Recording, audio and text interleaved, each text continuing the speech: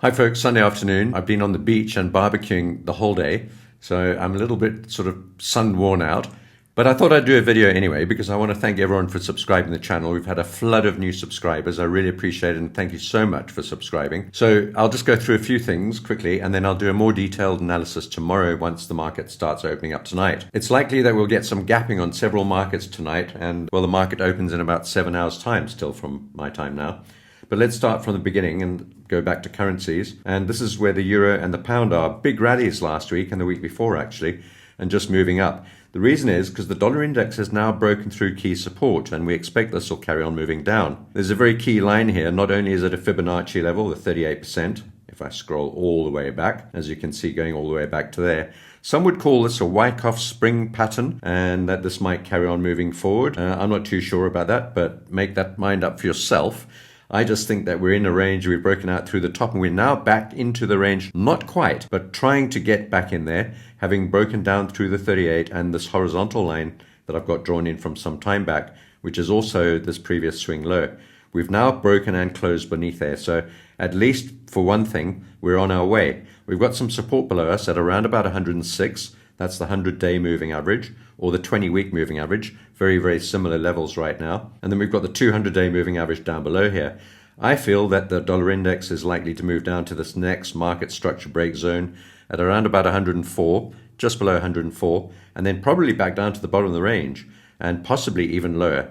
That's a little bit sort of premature to predict, but I think for now, for next week, it's dollar down, at least to 106 on the index, which should drag the euro and the pound up by another 50 to 100 pips, and the dollar yen down by a similar amount. The dollar yen might be due for a bit of a bounce though, because we are coming into support. Bear that in mind. We had a big rejection off that trend line. Very, very simple. Trend line, second touch, third touch rejection at the 20-day moving average and the 50-day moving average, all at the same sort of level, and now moving down, having broken through the 200 and the 100 just below us down there. So it all looks quite good for the dollar yen short. This might bounce around a bit under this trend line and could even possibly test right back at the 50-day moving average at around 155, somewhere up here. So be a little careful of that one, but I think generally we should see another 0.5 to 1% correction in the dollar downwards and the other currencies moving up, including the euro and the pound and the Japanese yen. Now going across the stocks, we're at all-time highs just about on the Nasdaq and the S&P, just touching up there. I think the S&P had its highest daily close, so all very bullish. There's a lot of interesting data coming out right now about the fact that these markets are climbing a wall of worry, and we've got markets slipping into fear rather than exhibiting greed at these very high levels, which is quite unusual really.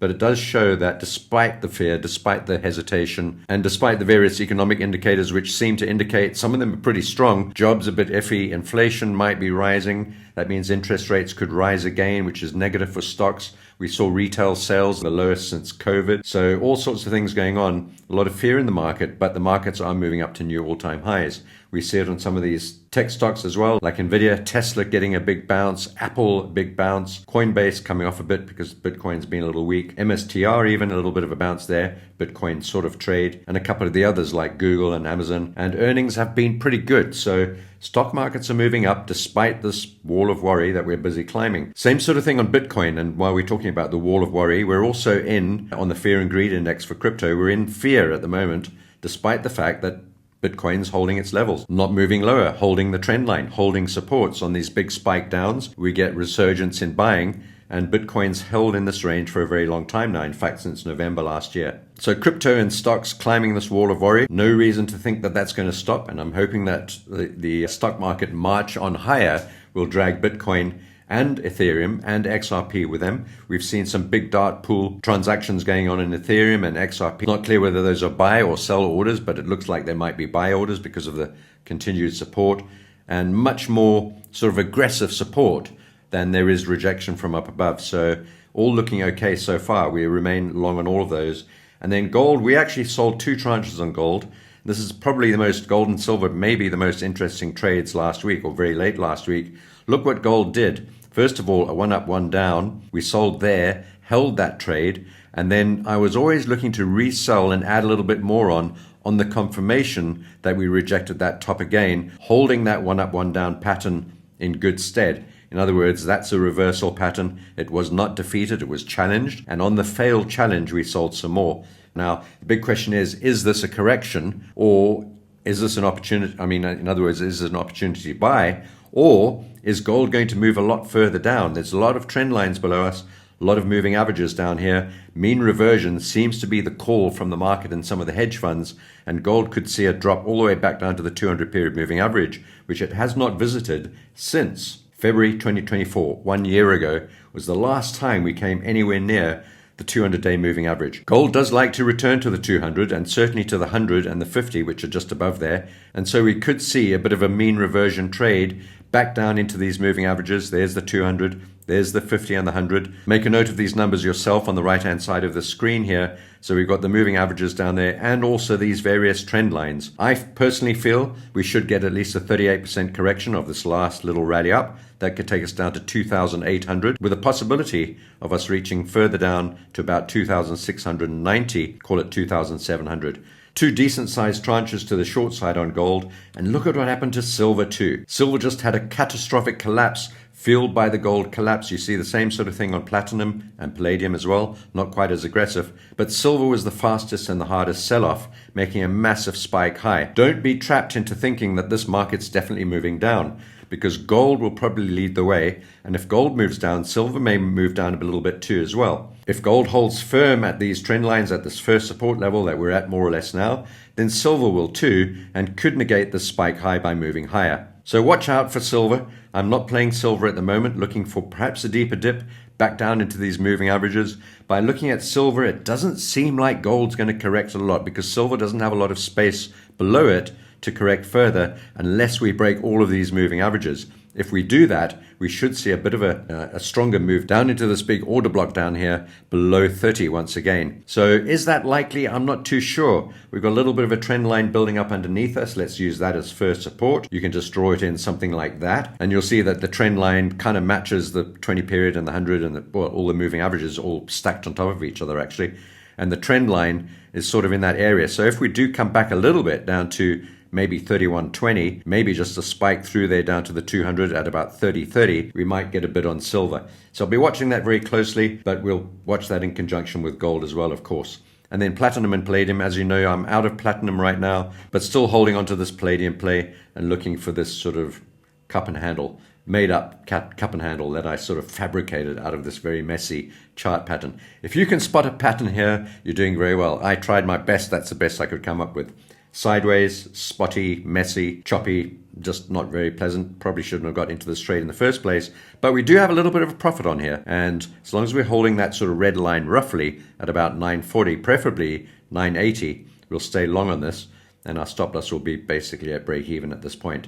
Right, let's move on to energies. Starting with the uranium, we got out of UEC the day before yesterday. We didn't suffer from that drop. We're not in that trade anymore. We got out just around about break even. We remain long on URA. And despite the drop in other metals, bearing in mind uranium, even though it's energy, it's also a metal, uranium only dropped a smaller amount in comparison. We do want to hold this kind of level here at the most down to about, 27.20. We're at 28 right now, and I'd like to be able to hold 28. If we can't, 27.20 should hold, and I might even, on a rejection and a clear reversal pattern, add another tranche to that. We've only got one so far. Before we talk about natural gas, let's talk about Brent crude. Not much to say really. We got in short at the top of this rally. We've been short from the top there. We sold some more again over there at the 20 period moving average on the retracement. Very, very simple really. Fibonacci retracement, 20 period moving average, rejection from there on the day. If you go into the shorter term charts, let's have a look at the hour chart. You can see that big bearish engulfing candle at the hour 100 and 200 period moving averages too. So we're short from there. We also got short from there on a previous occasion. So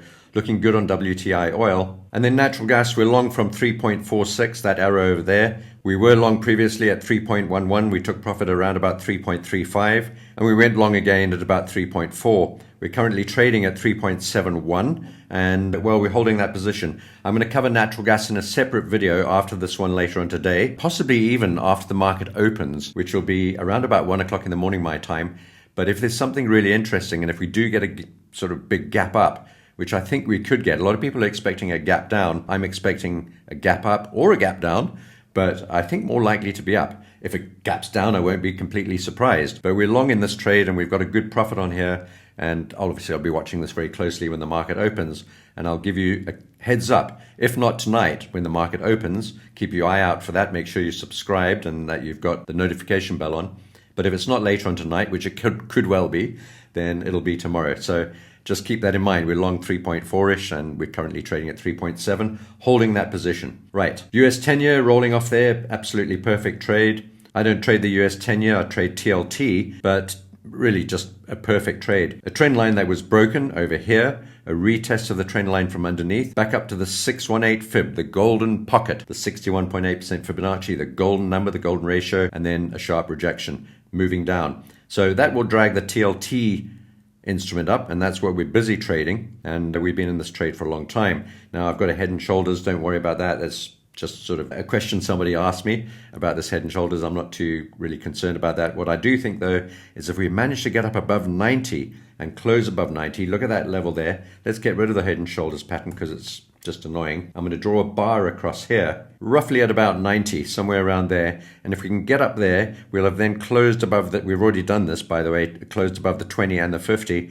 But if we can get up above there and close, and then eventually above the 200 and the 100, and then this previous swing high at 94, we'll be cooking with gas, so to speak. TLT has been a very, very long-term downtrend, and we'll be looking for this to move up and perhaps back up to the downward sloping, very, very long-term trend line. And over time, it's going to be boring and tedious, but over time we could sort of meander up to about 100, 104, but that would take a very long time, perhaps into, towards the end of this year. This is a trade that's been stuck down in these doldrums for over a year and a half, something like that, and we still remain stuck down there in this block.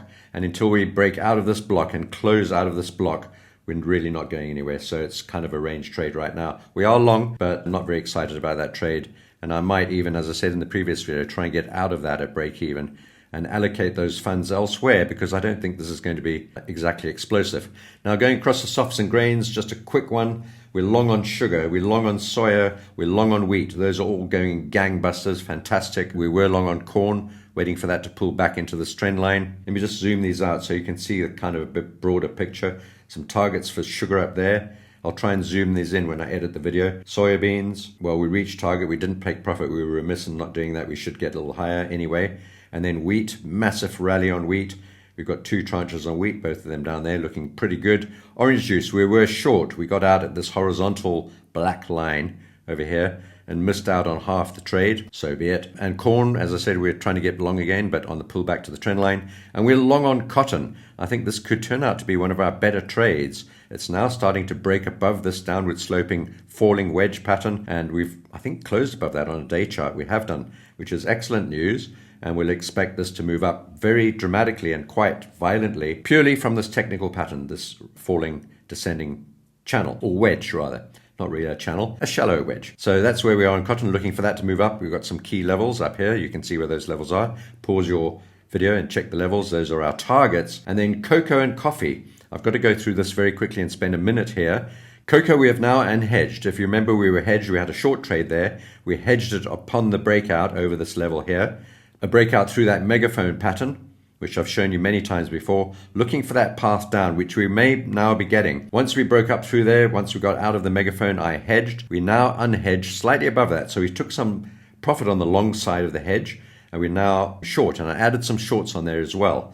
So we've now got a much better or bigger size short position. We took some profit on the long hedge, and we're now looking for this to move down. We're in profit on that tranche, but that one's still out of the money. This is the overall path I expect cocoa to follow, and probably much, much lower once the harvests and the seasons and the diseases and the, quite frankly, shenanigans that's been going on are sorted out. And we should see coffee get down to this level. Sorry, cocoa, we'll talk about coffee shortly, get down to this level, and then eventually break down through these trend lines and get back down into this sort of channel region down here.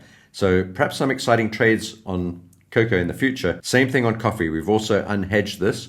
We did get hedged on coffee, and we now unhedged it, and just it's moving down. Not very exciting because we're still just at about break even on that position. This one's still out of the money. This is not a huge position on coffee, but on both coffee and cocoa, I'm looking to build up these positions as we start moving down into the levels that we could get into. Look how far we could get down on coffee, and look how far we could get down on cocoa, maybe down to 3, 4, 5,000 on cocoa, and coffee probably down to about 300. We're at 410 now. So a long way to go down for those, and a long way to go up for sugar, soya, corn, and cotton, the ones that we're long on. And then, of course, orange juice. Well, we got half of that move down, so pretty good. And that's it, folks. I hope you enjoyed that video. Have a great trading day. I said this was going to be a quick video because I've come off the beach and barbecue and so on, but I've managed to get through quite a lot, so I hope you enjoyed it. Please subscribe to the channel, press the like button, press the notification bell, so that when I put up a video, you get informed by email and other alerts, whatever you have set up.